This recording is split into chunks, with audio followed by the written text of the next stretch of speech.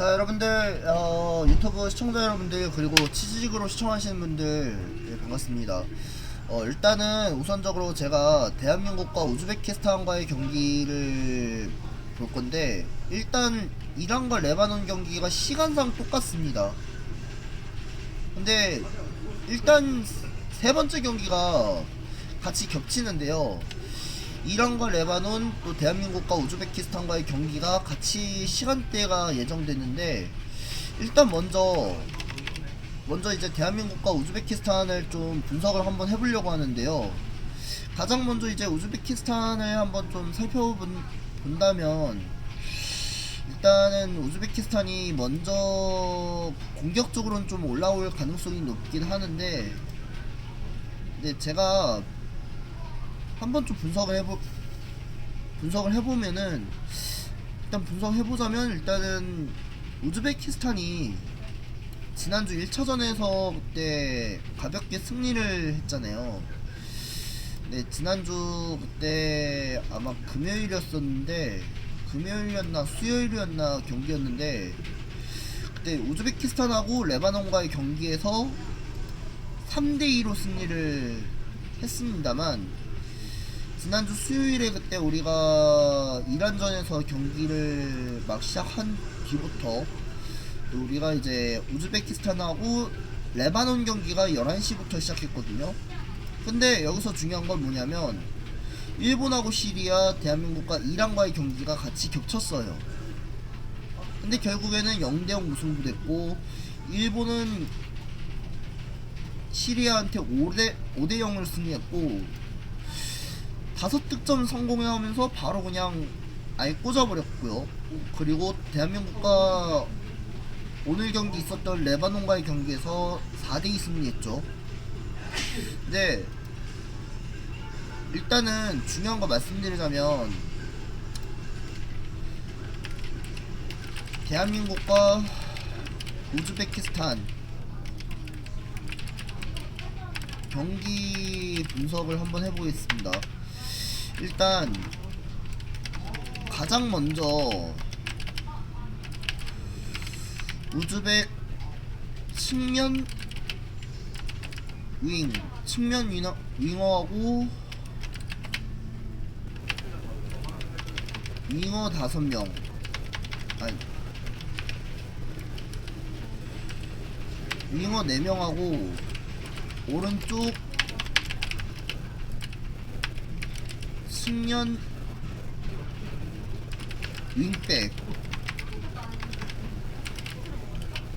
윙백이 거의 한 6명 있거든요. 근데 일단 중요한 거 말씀드리자면, 가장 핵심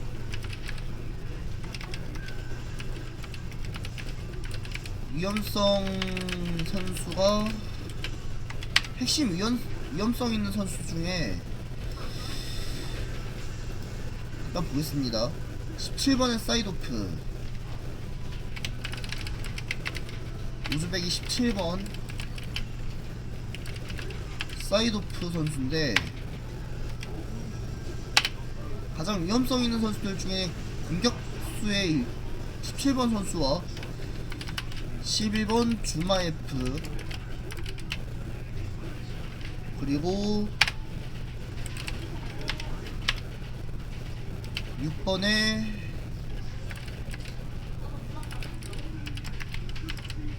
하이룰라예프 선수인데, 일단은 가장 이 3명의 위험성 있는 선수들이 좀 많아요. 왜냐면 이게 17번의 사이도프 선수 같은 경우는 공격적인 원톱으로 또 가능성 있는 스트라이커 주축 선수거든요.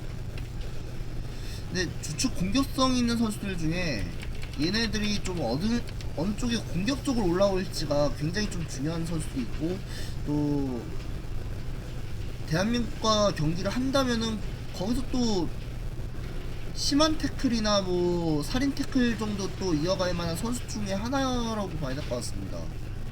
근데 전 생각을 해보면, 하이룰라예프 선수 같은 경우는 굉장히 좀 측면 수비에서 가장 잘 막는 선수라고 봐야 될 것 같은데, 근데 주축에 있는 수비진들을 봤을 때는 약간 좀 개인 수비를 좀 더 잘할 것 같은 느낌도 들고, 또 측면 쪽에 또 패스를 가장 받을 것만 같은 선수가 하이룰라 예프라는 이 선수가 가장 좀 핵심 주요 선수라고 봐야 될 것 같습니다. 근데 우즈벡은 솔직히 말해서 공격적으로는 원툴이나 또 두 명의 또 라이트백이나 라이트윙이나 이런 선수들이 좀 중요한 선수들이 많은데, 가장 좀 중요한 인물 중에는 10번에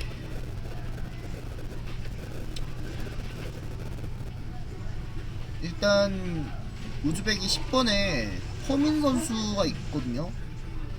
네, 레이보프 선수나 뭐 23번의 카이다로프 선수 같은 경우는 가장 좀 측면 쪽에 움직일 만한 높을 것 같은 느낌. 그 장신 선수 같은 경우도 패스를 또 받아주거나 뭐 크로스 측면에서 딱 올려줄 것 같은 그런 느낌이 드는데, 예상치 않은 선수들이 많아요. 지금 이런 선수들 같은 경우는 얘네들이 언제 올라올지는 쉽지 않습니다.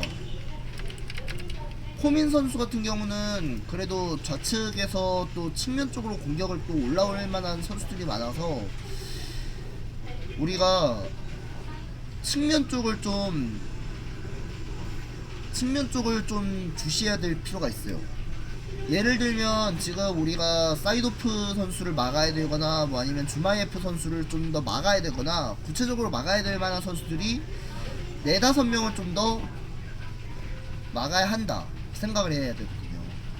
만약 우리가 상대한테 볼을 뺏기거나 혹은 우리가 뭐 사이드 진영에서 막 패스를 계속해서 또 미스한다면은 오히려 역이용을 한단 말이에요.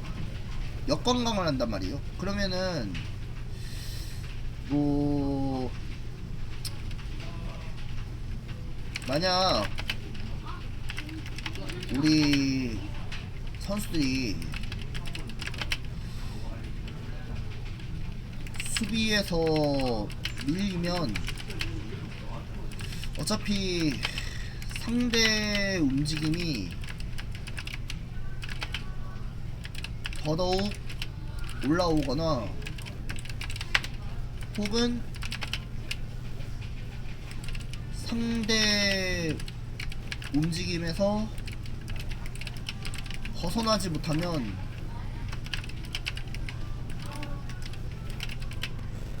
결국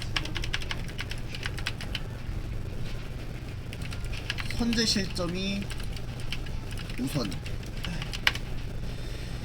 아까 말씀드린 게 뭐냐면, 지금 상대가 공격적으로 움직임으로 나온다면은 공격적으로 분산시킬 수 있는데, 상대가 어떻게 해서든 우리를 갖고 놀 수밖에 없어요. 다시 말해 뭐 우즈벡 같은 경우는 상대가 어떠한 경우에서 움직임이 계속해서 그 2명이나 3명 사이로 움직이잖아요. 그러면은 압박적인 축구로 간다면은 우리도 전략적으로 봤을 때 전술적으로 그냥 수비로 좀 더 과감하게 내려야 한다 생각을 해야 합니다. 근데 만약 전술적으로 지면은, 전술적 축구에서 만약 지면 우즈벡 공략법을 우선적으로 막아야 될 필요가 있다. 공략법을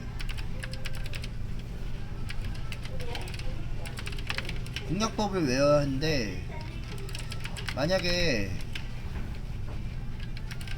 공략법을 읽지 못하면 바로 비길 가능성도 충분히 높다. 그러나 만약 우리가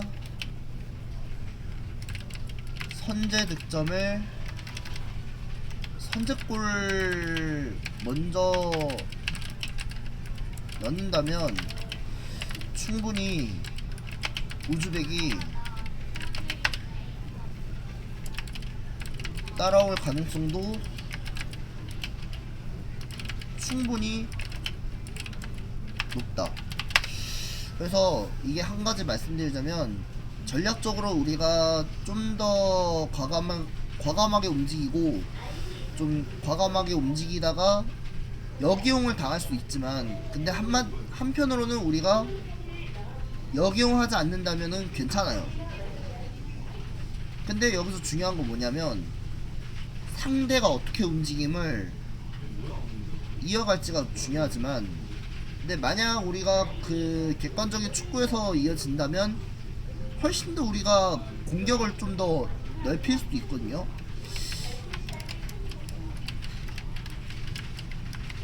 예를 들면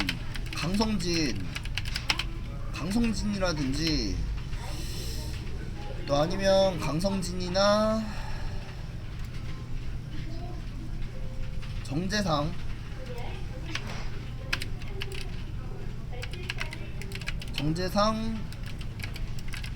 김태원, 이현용이면 바로 우리가 먼저 득점에 3골이나 5골 이상 넣으면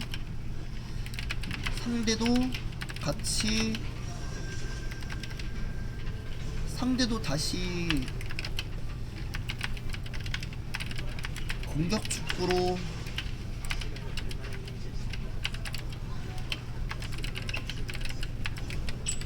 변환으로 올 것 같아요. 근데 사이드 진영에 우리가 3명의 수비를 뚫린다면 진짜 오히려 쉽지 않거든요.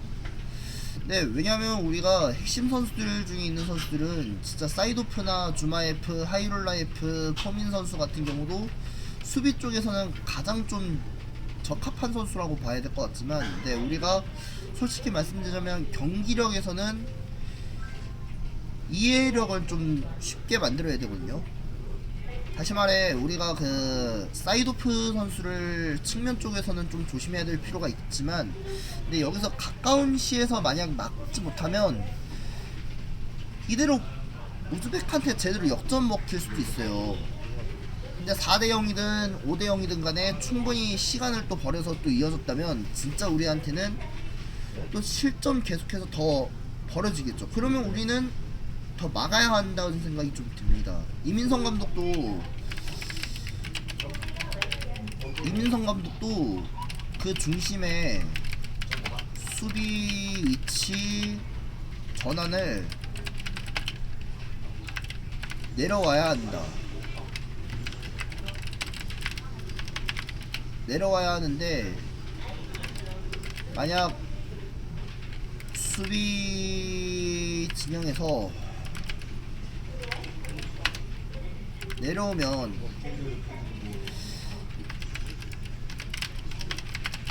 그나마 압박 수비 혹은 중앙 밀집 수비 해야 한다고 봐야 돼요.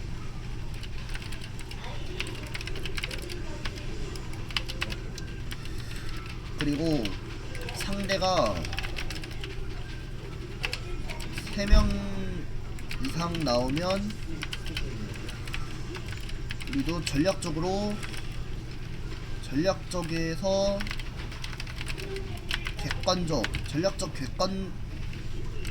객관적으로 역습 찬스를 가야 됩니다.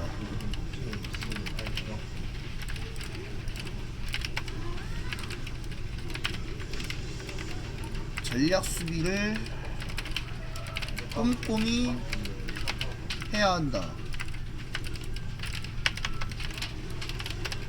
이게 우리가 전략 수비로 좀 가야 되고, 객관적으로 역습을 좀 할 수 있는데, 역습을 할 수 있고 못 할 수 있거든요. 근데 전략 수비를 좀 더 한다면은 가능성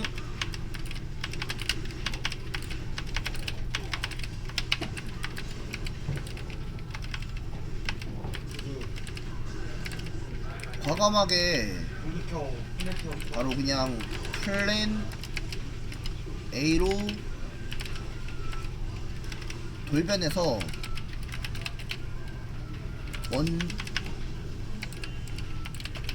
먼저 공격적으로 패스를 하거나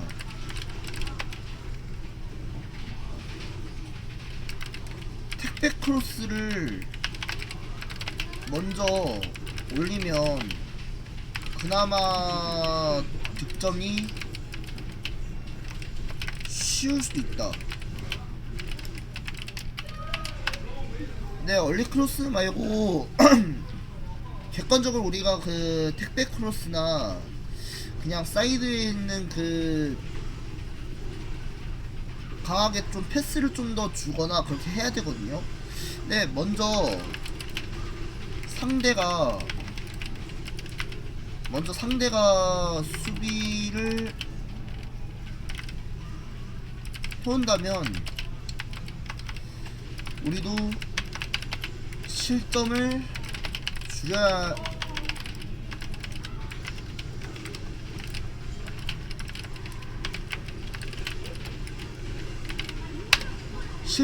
할 필요가 있고, 또 우선적으로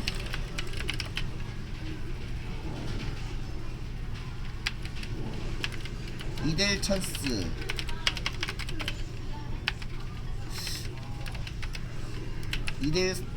3대1 찬스라도 나오면 그래도 충분히 득점할 필요가 있다.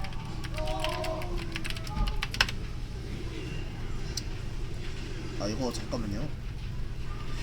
일단 우선적으로는 제가 먼저 말씀드릴 게 있는데, 객관적으로 우리가 좀 충분히 득점할 필요가 있어서 그나마 괜찮다고 보거든요. 근데 먼저 우리가 득점에서는 가장 좀 중요한 건 2대1 찬스, 3대1 찬스를 빨리 움직여갖고 먼저 또 드리블 한 다음에 우리가 득점을 해야 된다는 게 그게 중요하거든요. 무조건 따돌린 다음부터 무조건 드리블로 하면서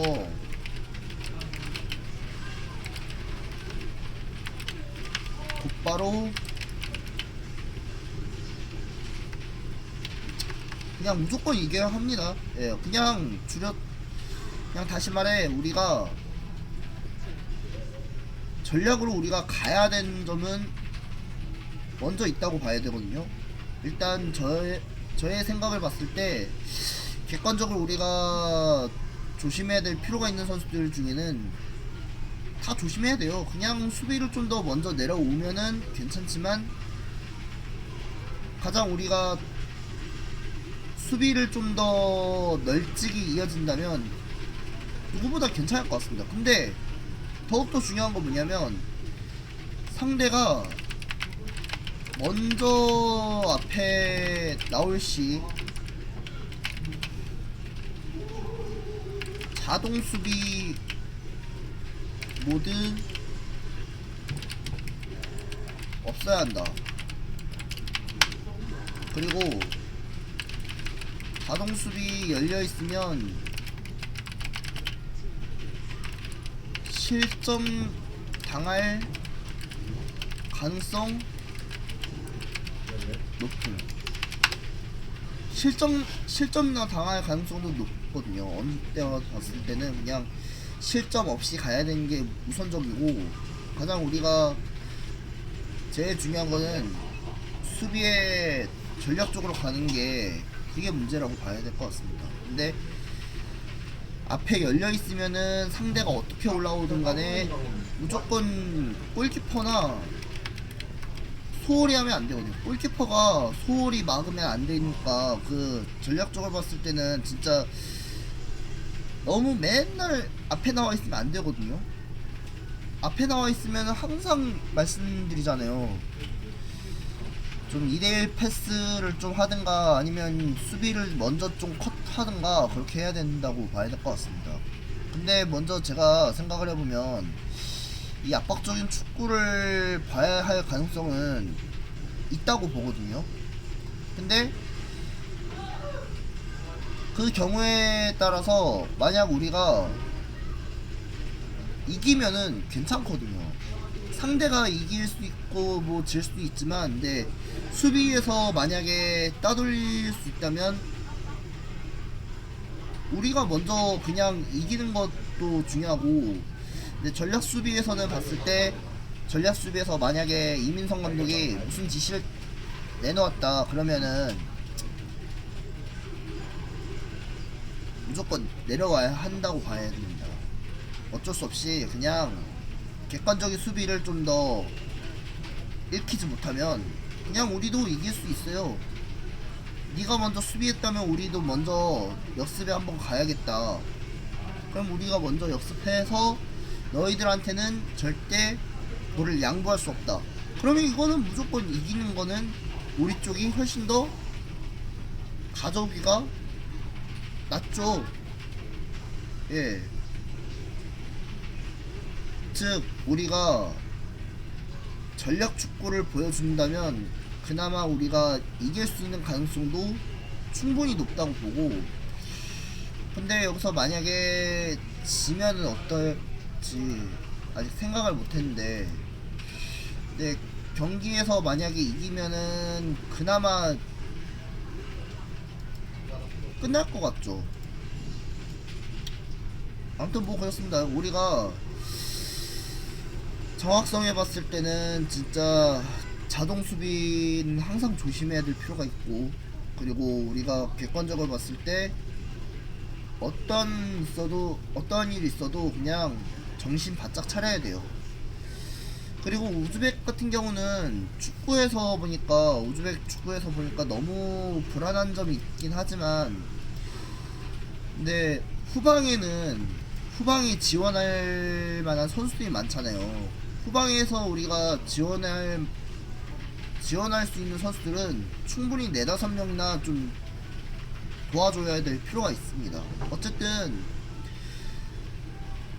후방에 있는 선수들을 좀 더 위치해서 좀 더 맞고 쉽게 좀 볼 커팅만 잘 해놓는다면 세트피스에서도 가장 우리가 압도적으로 가야 될 가능성도 높고, 충분히 우리가 볼에서 따놓은 당상이나 마찬가지예요. 근데 우리가 객관성에서 우리가 진짜 불리한 경기들 많다면 이건 그나마 필요가 없거든요. 왜? 한마디로 말해 우리가 그 객관성에 있는 전략 축구를 봤을 때 먼저 나오잖아요. 레바논전에서 먼저 실점하고 나서 또 동점골 넣고 그 다음에 또 후반전에 들어가갖고 또 실점했죠. 그리고 또 한 번에 또 동점골 넣다가 3대2에서 4대2에서 2대2에서 3대2, 4대2까지 나왔고 결국 우리가 이긴 거는 마찬가지인데, 근데 불안했던 수비가 좀 있었거든요. 불안한 수비를 봤을 때 정확하게 좀 패스 미스를 하지 말아야 된다고 봐야 될 것 같습니다. 그리고 더욱더 중요한 거는 뭐 수비 실수를 좀 덜 줄여야 되고, 또 개인 기술이나 뭐 패스를 좀 더 하든가 해야 되고, 아니 뭐 테크니컬로 그냥 무조건 빨리 공격적으로 올라가야 된다고 봐야 됩니다.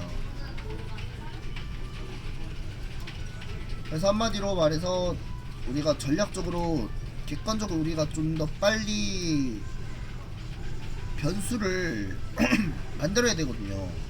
상대의 변수를 좀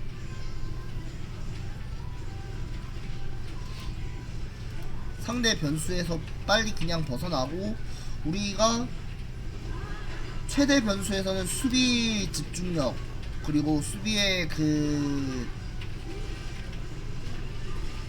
집중력과 또 흐트러지는 건 없어야 됩니다. 진짜 항상 말씀드리는 건 수비의 집중과 제대로 잘 해내야 할 가능성도 높아야 되기 때문에 좀 더 일찌감치 수비를 좀 더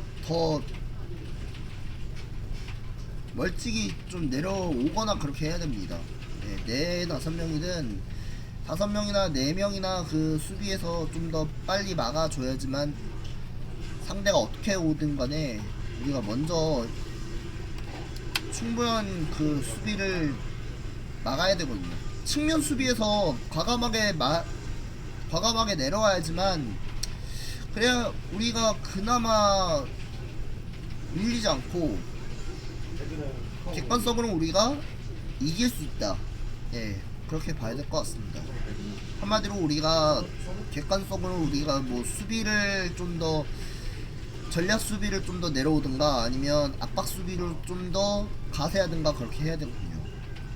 그래야 전략적으로 있는 선수들을 봤을 때 그냥 움직임 패턴만 보면 알아야 돼요. 그래야 언때와 봤을 때는 그냥 축구를 좀 더 확실히 있는 선수들이 많으면 바로 그냥 내려오거나 그렇게 해야 됩니다.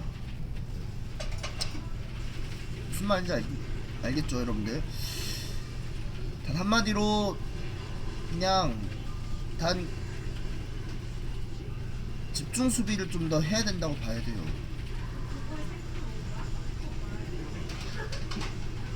자, 아무튼 일단 이번 주 화요일 저녁 8시 반에서 이번 주 1월 13일 저녁 8시 반에서 이제 대한민국과 우즈베키스탄과의 경기를 먼저 하고 그 다음에 이란과 레바논전을 무조건 볼 거니까 뭐 많은 기대 좀 부탁드리겠습니다. 일단 정확한 거는 우즈베키스탄의 공격적으로는 빨리 올라오는데 근데 과감하게 움직이지 못하면은 그냥 우리한테 또 볼 따놓은 거나 마찬가지거든요. 그래도 솔직히 말해서 저는 우즈벡이 이길 가능성은 높습니다. 왜냐? 그냥 저한테는 다 생각이 있거든요. 강성진도 물론 공격적으로 축구로 가능성 있게 만들고 게다가 좀 재밌게 만들 수 있는 경기를 마땅하게 가야지만 네, 여기서 재미없게 했다가는 진짜 너무 노잼 갈 것 같다 생각하는 분들 많을 것 같아요. 한마디로 우리가 재밌는 축구를 한번 좀 보여줘야겠다 생각해야 됩니다. 자, 아무튼 일단 오늘 그래서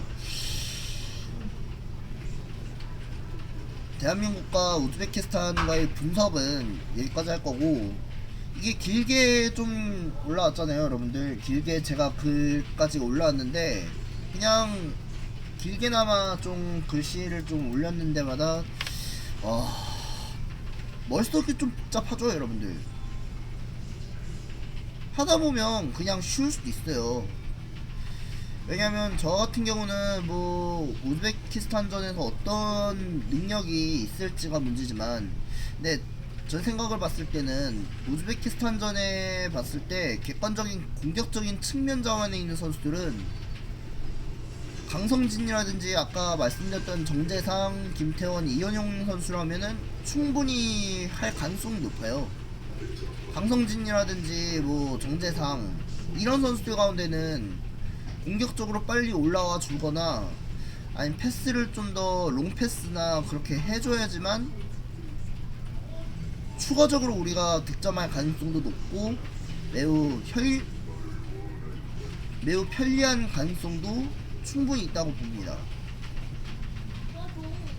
뭐 그래도 저는 생각을 해보면 현명한 축구를 봐야 된다고 봐야 되거든요. 근데 왜냐? 저 같은 경우는 뭐 정재성이나 뭐 김태원이나 강성진 같은 경우도 부상만 안 당해야 될 것 같습니다. 네.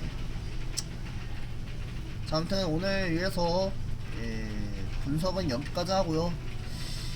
뭐 다가오는 화요일 저녁 7시에서 8시 사이에 그때 다시 또 입중 게 있다면 다시 한번 또 갈 거고, 아무튼 여러분들 많은 기대 좀 부탁드리도록 하겠습니다.